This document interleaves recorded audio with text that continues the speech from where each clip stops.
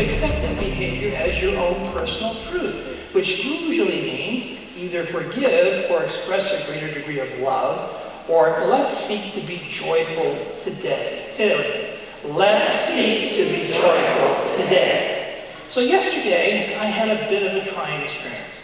I spent the whole day at my house, which we had a fire at our house a couple of weeks ago. I've been living in a hotel, and it's not a bad hotel though. I'm living at the Marriott Back Bay, which is a very nice hotel because Turrell works for that. I know that. Thank you very much. But when the insurance company called me, they said, "Which hotel on Harbor Boulevard would you like to stay at?" I said, "You're kidding. I'm not staying at any hotel on Harbor Boulevard. I know those hotels on Harbor Boulevard. I wouldn't stay in those if you paid me money to stay in them." So the point is, as soon as I said, I need to stay in a place that's at least as nice as my house. So there I am, Back Bay Marriott. But I have to tell you, even though it's a nice hotel, I am very disconnected, and it's very hard to concentrate on things when you're disconnected from your surroundings. But what that means is I have a greater appreciation for where I live than ever before. My sense of gratitude for where I live is now growing and growing. And also my sense of gratitude that I actually got to go through all the stuff that I've been avoiding going through. Am I the only one that does that? So it takes a fire to get me finally down to the garage to go through the stuff. The point I want to make, though, is that your life is exactly the same. It's requiring you to shed the things that no longer work and embrace the things that do, and to also be amazingly grateful for the life you've been given to live, for the things that you are given to express. So on Friday, all of my lack of attention, I forgot I had a staff meeting with my ministers because my daughter Erica was being honored at a hotel in Irvine for being the Teacher of the Year in Fine Arts, which is pretty cool.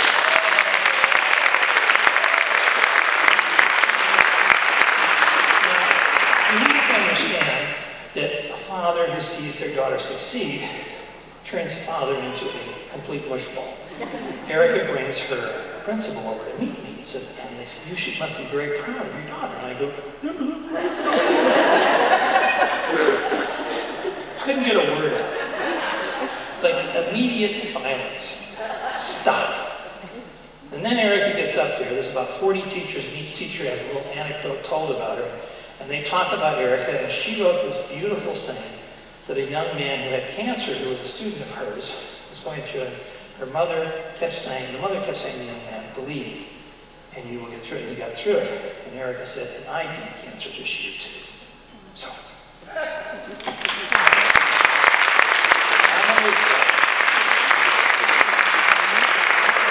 The point is, I am so grateful to be here, to see her get that honor. I'm so grateful to sit in my garage and separate out things that are no longer useful to me. I'm so grateful to be in front of you today. Every day is an amazing gift. If you don't live it that way, you will regret not living. And ministers have warped sense of humors. We sit around and talk. What's the last thing a person says to you just before they die? "I got it." Okay.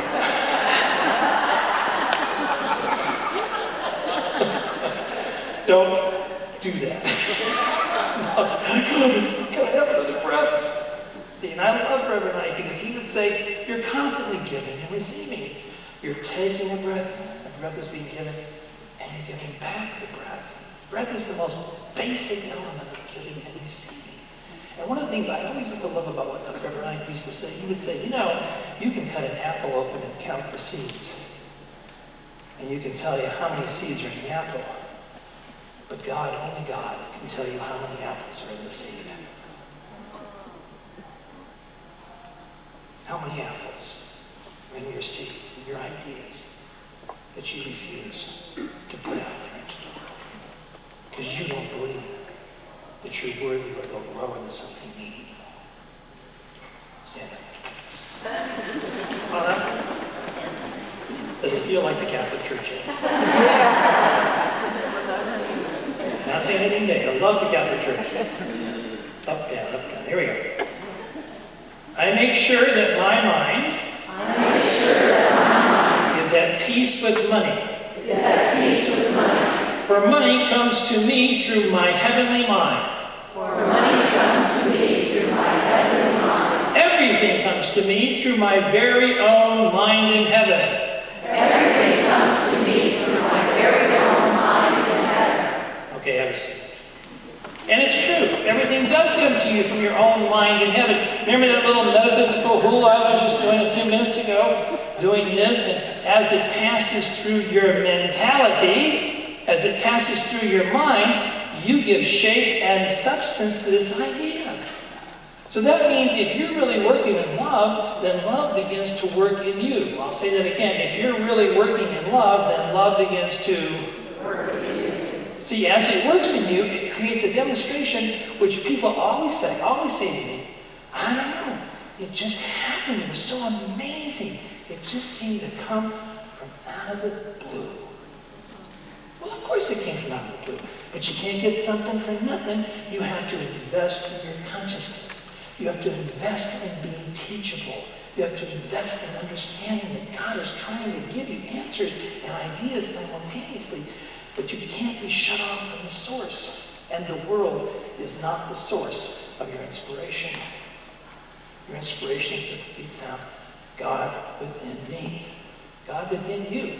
So as we begin to evolve and develop that God within us, it's almost like this amazing experience of love and connection begins to take place, and we're in the now. There's no someday attitude that's going to work. Someday it'll happen, someday this, that. No, it's happening now. And that's the kind of consciousness you evolve and develop. I'll give you an example. When I first got into this teaching, and I heard my ministers similarly talking to me, this is about 25 years, 30 years ago, 35 years ago, I forget how old I am. So anyway, Leslie Harold was talking about the same thing, and he says, you've got to see what you want. You got to see it, you got to get a vision for it. So I went to him and I said, Leslie, I really would love to have a Porsche. I don't know. I went through my midlife crisis. I really wanted a Porsche. He said, well, go out and test drive one. And I'm stupefied. He said, you think they'd let me on the lot? Are you kidding me? They're car salesmen. They'll let you on the lot. They'll put you in the car. They'll let you drive it. So I go on the Porsche lot. This is a true story. And I get on the lot, and I get in the car, and I'm still thinking to myself, I shouldn't be doing this. I can't afford this car. But I hear Leslie in the back of my head, get out of drive. So I start driving the car. I don't like Porsches. They drive very bumpy. They're hard to steer. They require a lot of work. I'm thinking to myself, this is too much work. It's a nice looking car, but it's too much work. I was doing research. I was doing research, but how would I know that if I didn't go out and do it? Try it. Do something, take action. Take action. When you take action like that, immediately it'll come up. Now you also have to be at peace with the source that's going to supply it all. Because if you're angry about money, if you're angry because you don't have it, Reverend Ike used to say, it's not the love of money that is the source of all fear. It's the lack of money that's the source of all fear. So you're not bad because you love money. It's because you lack money. That's what makes you crazy. So you say, I'm never lacking again. Say that. I'm never lacking again. Now you have to set the idea in mind because you're planting the seed. You got to plant the seed and nourish it with the consciousness. And once you have that consciousness, then you get the confidence. And once you have the confidence, nothing can stop you because then you have the receptivity. Have you ever seen somebody with great consciousness and great receptivity but no confidence? It's like they want to disappear. But you've got to have the confidence in order to be seen. If you don't have one of those three, and all three together, I should say, if you're missing one, you suffer from frustratitude. I'll say it again, frustratitude. Say it again. It means you're frustrated. Nothing's happening. You're having a hard time. You're frustrated. It's hard to be around people who are frustrated. They always say the same thing. I don't know. I'm trying so hard. It's just not working. And you'll hear me say, stand up straight, pull your shoulders back, tuck that in there. And they'll say, now what? Think a positive thought. Think something productive. Put Put something productive to work in your mind right now. You could say, all the money necessary for everything I need is already in the world. Say that. All the money necessary for everything I need is already in the world. Do you realize in our country we do not have a financial problem, we have a circulation problem. You know that, don't you? The same amount of money is here that was 10 years ago. It's not circulating. You don't circulate money, it never comes back to you. Stand up. Now think of it. Now I want you to really articulate.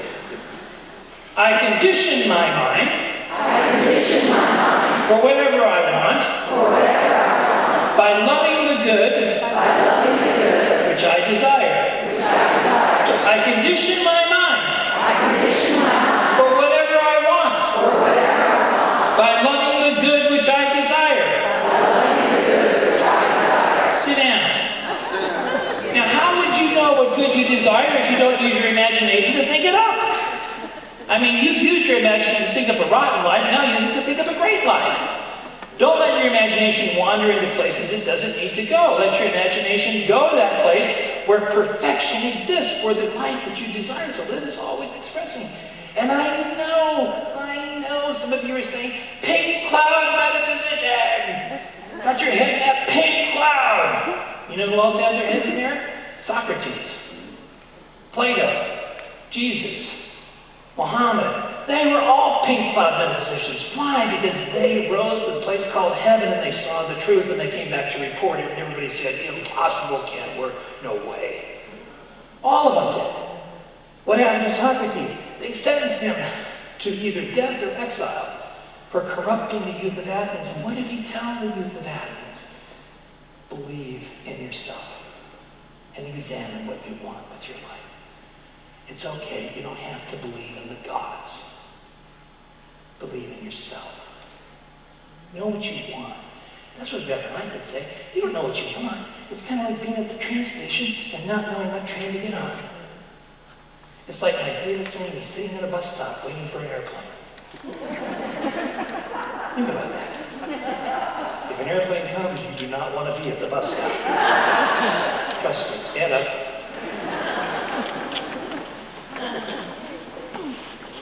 When I believe in the presence of God, within me, I become God in action. One more time, when I believe in the presence of God within me, I become God in action. Have a seat. God in action is one of the most amazing experiences to watch people in. Those people who are in God in action are people who practice a lot. And because they're always knowing that the performance of their life is waiting to happen. So when you hear a great singer sing, when you hear a great performer perform, that didn't come like overnight. A lot of research went into that performance, and when they got up and sang, they gave you something that was always within them. It just needed to be developed. We have things within us that need development. We've got to believe that that development is God in action. Even the failure, or the research I should say, is even God in action. So intention, behavior, motivation, that's the thing that wants to drive you. The intention is, I am here for love. My behavior is going to express love. My motivation is for love. Not the love of stuff, but the love of expressing great stuff. Because the minute I do, that's what builds my confidence. You know how many people I've told in my office, if you want to attract the perfect mate, get more confidence. People are attracted to confidence. Just look at any musician in the world. There's a lot of ugly musicians in this world. Trust me. Ugly. But they have so much confidence, they're irresistible. I can't tell you how many times I talk to like people and say, I just love that person, but they're so ugly. They've got bad habits in there, but they have confidence. I just love them. Confidence is the great aphrodisiac. It's the thing that gets you. You know, when I was teaching music for 15 years, I used to tell kids, and kids would say, well, why should I learn how to play the trumpet? Because it'll get you girlfriends and boyfriends. You know where the reason. Stand up. Yeah, stand up.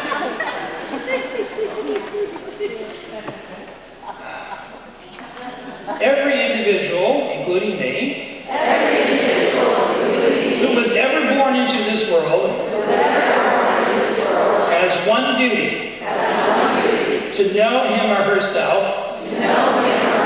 And to discover his or her true self. His or her true self. Sit down.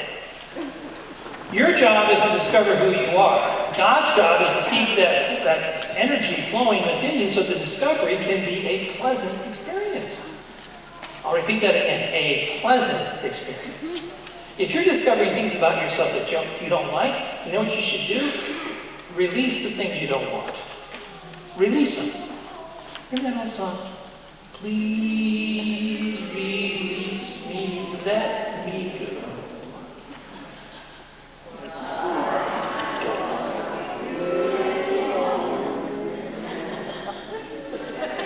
To live a life would be a sin. Release me and let me love again. Hymn number 47. Now, most people don't sing that song with the intention of letting go. They sing that song that's completely self-absorbed with this kind of behavior because they've learned to love the negativity. Is it possible that you could learn to love negativity? Absolutely, because you won't think in a positive direction because you're afraid to, because you might actually receive what you're asking for. Then you would have to go to woo. You'd have to go to woo. Work. Say it. Say it again. You'd actually have to be the person you promised to be. Because God knows you've promised a lot of things that you could never be. I know that about you. I know that about all of you, because I've done the same thing. I remember when I first got my first teaching job, I interviewed with the principal, and the principal said, "Do you think you can do this?" Absolutely. I walked into the classroom and said, "God, what am I going to do?" I convinced him. Have you ever had that experience? You wonder if you can actually do this work? Of course you can. Okay, stand up. Last one. Now I have to warn you, this is a little Christian. Because it involves the word Lord. But if you have trouble with the word Lord, use the word law. Or think the word law when you say the word Lord. The more I praise the Lord, the more I will have to praise the Lord about. The more I praise the presence of God in me. The more good I receive. Praise the multitude of goodness. Praise multiplies the blessings. Praise God. Hallelujah. Amen.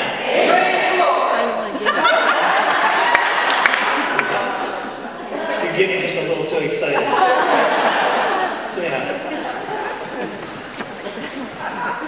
Now I have an offer for you.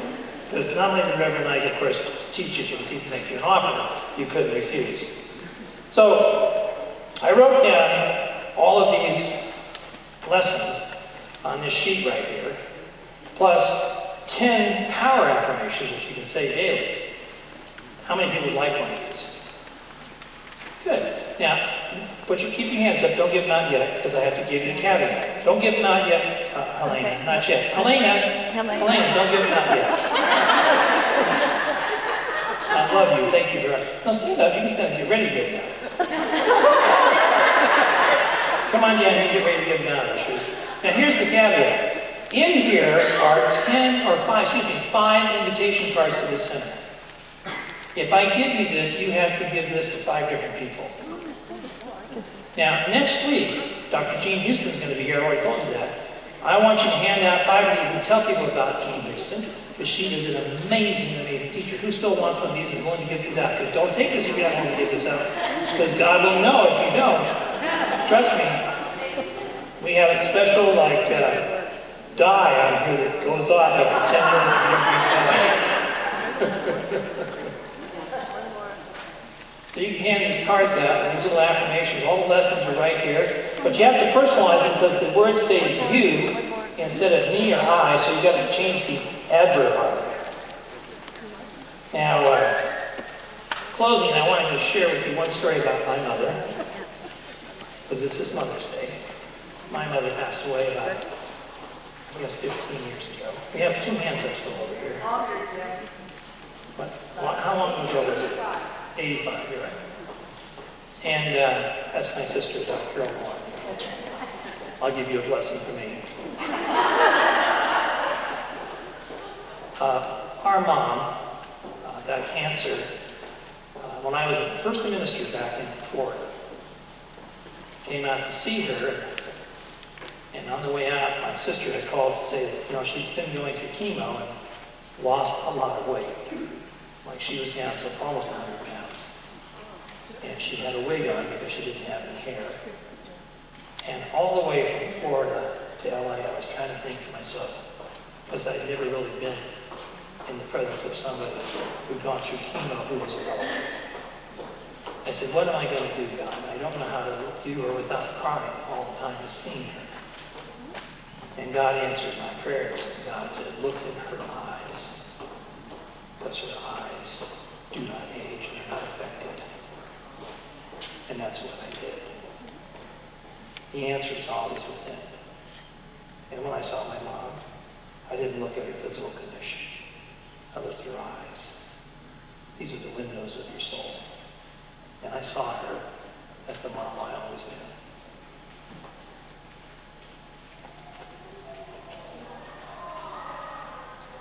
And I could really bless her and thank her for all the love she gave to me. Because I was the youngest in the family, and I didn't have to suffer the way my brother and sister did.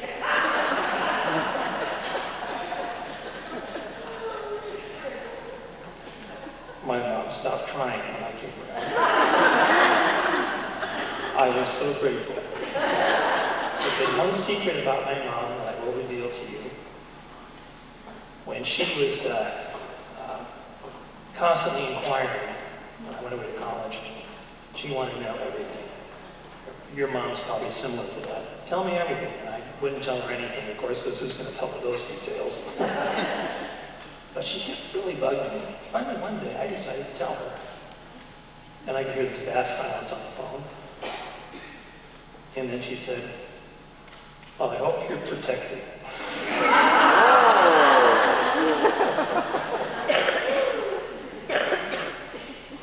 The thing I love about mothers is they love you unconditionally. And I remember Greg Louianis, the famous Olympic diver, who was, somebody asked him, what do you think about when you're up there? And he always said the same thing. What would my mom say about this dive? And his mom would always say the same thing. Great job, honey. Thank you.